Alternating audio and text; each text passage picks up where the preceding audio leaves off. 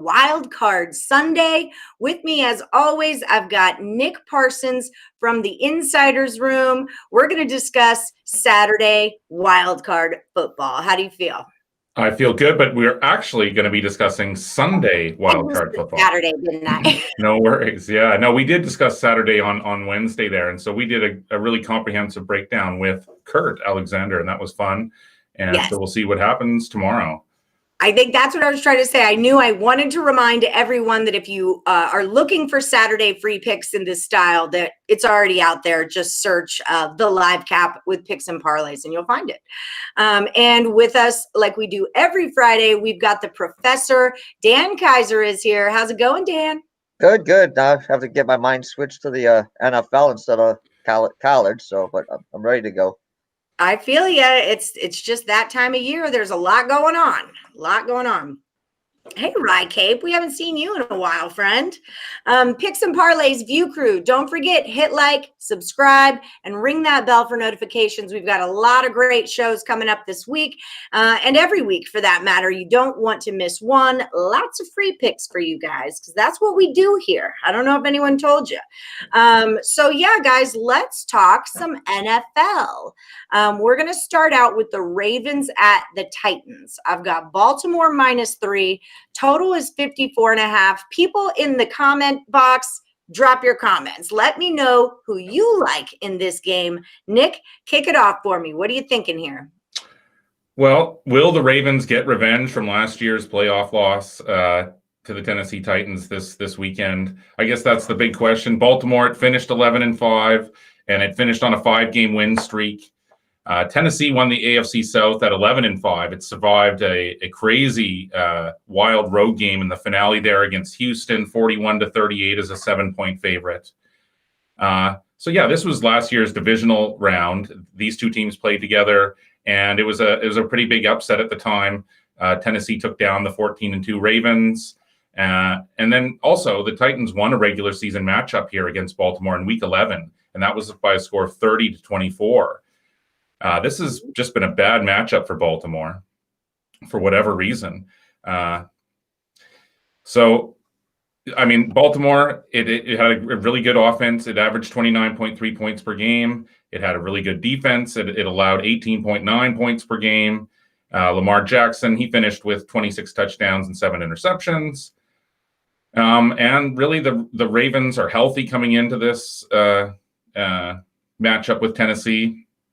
But you know what, guys? I'm sort of leaning towards Tennessee. This has just been a thorn in Baltimore's side for a long time. Yeah, I mean, the Titans, they're the 4th highest scoring team here in the NFL right now. They average 30.7 points per game. I mean, obviously, the weak point for the Titans is their defense. They're allowing 27.4 points per game. But yeah, the combination there of Derrick Henry and Ryan Tannehill, I mean, they're obviously fantastic. I think Ryan Tannehill has actually had a really good season. If you look at his numbers, 33 touchdowns, 7 interceptions. So that's who I'm sort of leaning towards here, guys, in the early going. But how do you feel, Allie? How do you feel, Dan? Dan, you let me know because I'm not sure how I feel about this one. I'm like on Kurt's side. I like a home dog. I like the Titans. I like them plus some points at home. So that's just kind of where I'm at on it.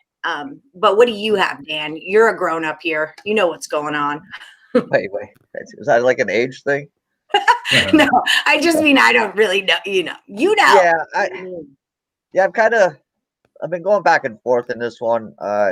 I haven't really come up with a side yet in this one. I guess it's all going to come down to which Lamar Jackson shows up. Is it the Lamar Jackson that plays well during the regular season, or the one that can't get the job done, in playoff games?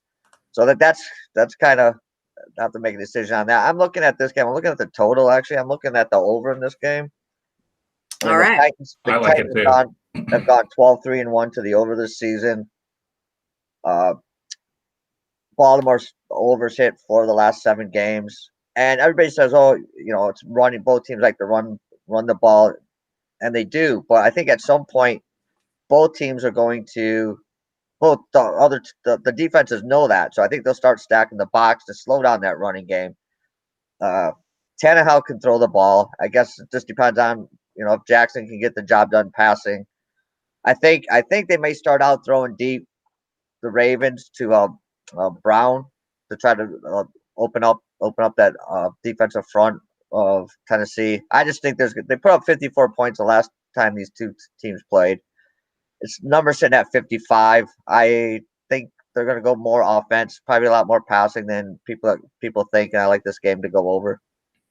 Well, it seems like the chat agrees with you. Peter, Devin, Mary, they're all saying let's go over. So Nick mentioned you like this to go over also. I do, absolutely. Just some more info there, though, on the Titans and why I like them. The Ravens, they did win those 5 straight, but take a look at the teams that they beat. They beat Cleveland twice and a pair of non-playoff NFC teams in Cincinnati and Jacksonville. So those were the teams that it beat down the stretch. As Dan said, Tennessee's biggest weakness is its pass defense. Baltimore will be trying to open that up. And yeah, these are 2 of the highest scoring offenses in the NFL. Both generate explosive plays. Yeah, Tannehill, he's been terrific. He's averaged 7.9 yards per pass attempt. He has very few turnovers. Having 2 wide receivers with excellent run after the catch ability and Brown and Davis helps matters for sure. So yeah, I think this one's going to go over for sure as well. All right. Well, I like it. So we'll put that one in our consensus. Consensus there. I was going to default to pipe and smoke it, but I don't think that's the right situation for that for that analogy. Okay, so next we're going to talk Bears at the Saints.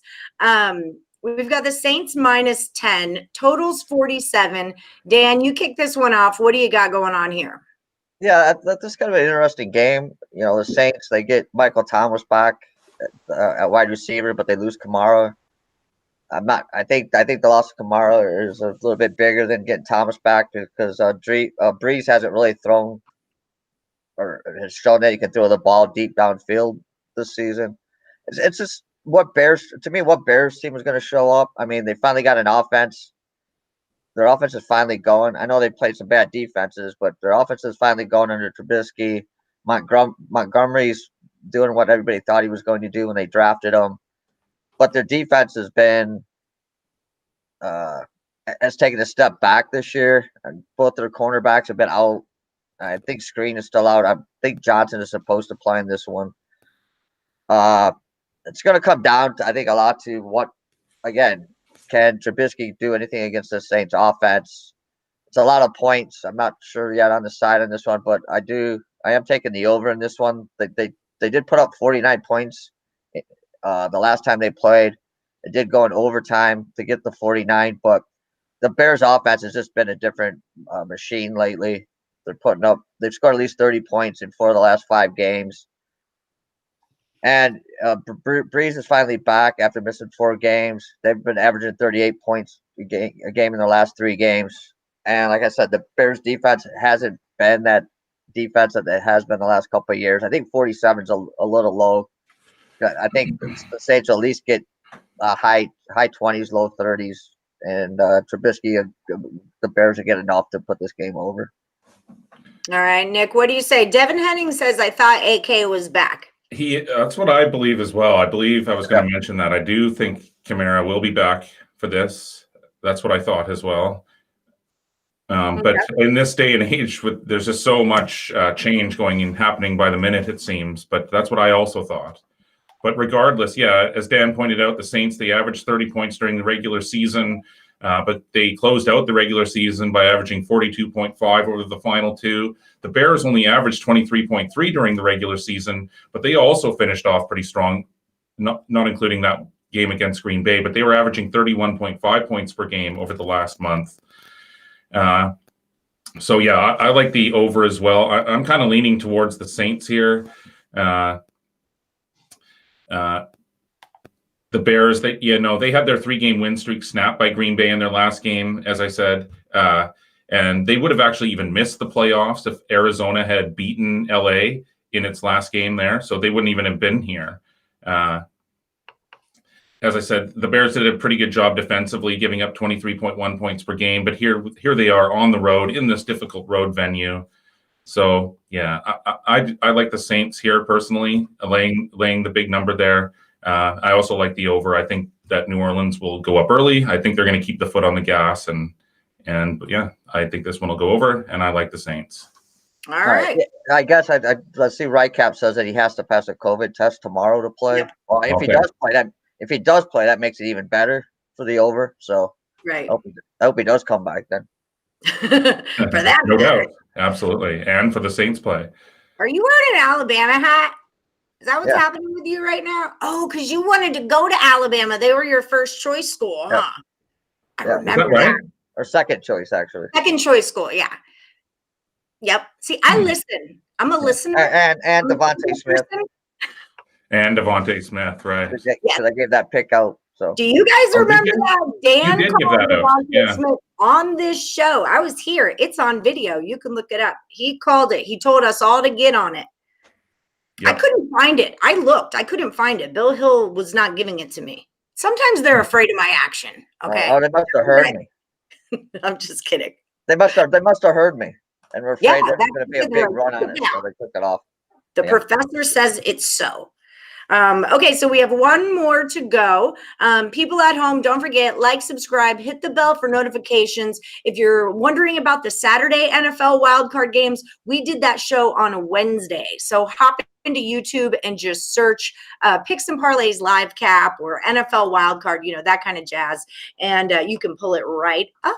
And okay, so now we're going to talk Browns at Steelers. Picks and Parlay View Crew, y'all drop in the chat. Who do you like in this one? Browns at Steelers, Pitt -6. Total is 47.5. Take it away, Nick. What do we got? So the Browns are in the playoffs for the first time since 2002. Both teams are dealing with COVID issues. It's not just Cleveland. The Steelers, Joe Hayden, he's tested positive. So he's going to miss this game due to the quarantine protocol, etc. I still think that Pittsburgh's going to do pretty well, even without Hayden in the lineup. So yeah, the Browns were 11-5 on the season. The Steelers went 12-4. The Browns offense was basically built around the run game this year. Nick Chubb, I mean, when he's going, then the whole offense goes as well. The Steelers have a great defense, but their one weakness is actually stopping the run, funny enough. But yeah, this has been a matchup that's been difficult for Cleveland, of course, and especially on the road. And losing your head coach and a Pro Bowl offensive lineman are two huge losses that I think, that really will affect Cleveland here on the road. That's a difficult thing. All of this strange season and all the different things that these teams are having to go through, and especially losing those two specific players there. So yeah, I'm leaning Pittsburgh here, guys. Yeah, I think a lot of people are too. It's just like, how is Pittsburgh in a wild card game right now with the beginning of the season that they had? Why are you in a wild card game right now? It really hurts my feelings. All right, Dan, what do you got? My whole family's from Pittsburgh, so it's not always very merry around these parts. Well, one reason they're a wild card team is because the injuries to Bud Dupree and Devin Bush. That defense isn't the same without them. Mm-hmm. I look at this game. I kind of go with Nick on this one. I mean, if you think about it, Cleveland won the last game of the season, 24-22. That was without Roethlisberger playing and without most of the defensive starters sitting for Pittsburgh.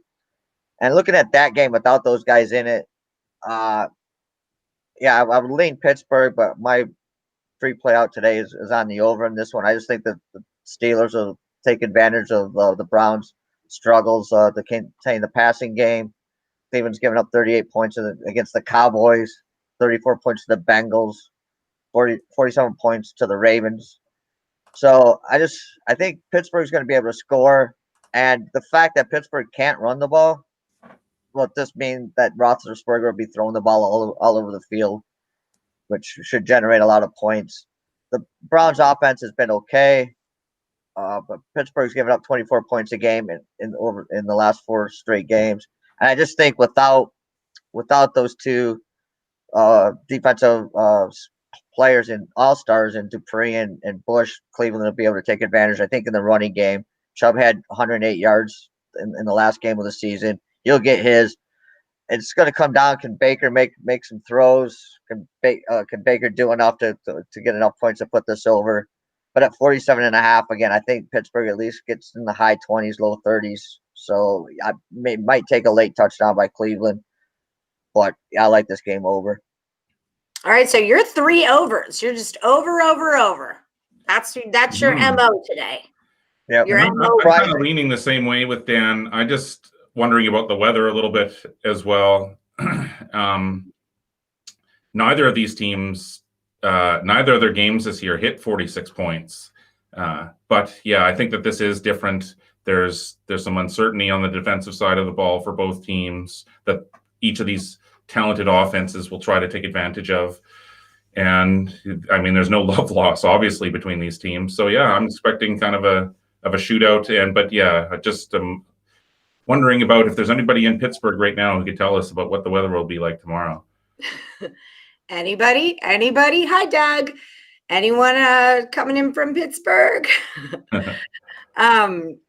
Well, yeah, that's always a huge factor. And in what you call totals, it. Yeah. But we do know for sure Roethlisberger's, Doug says it's going to be cold. Yeah. Yep. Nailed it.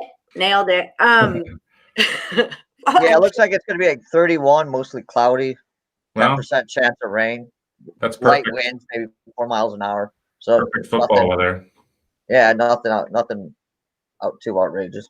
Yeah. All right. Okay, so let's.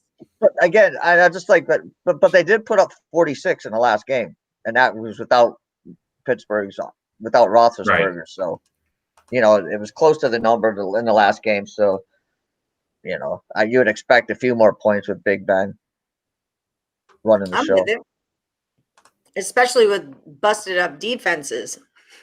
Yeah, that's just it. All right, so let's recap. So basically, Dan's recap is take them all over. Done. Got it. You're out of the way. Yeah. And then, Nick, you like the Titans. You like the Saints. You like the Steelers. And you liked them all over also, right?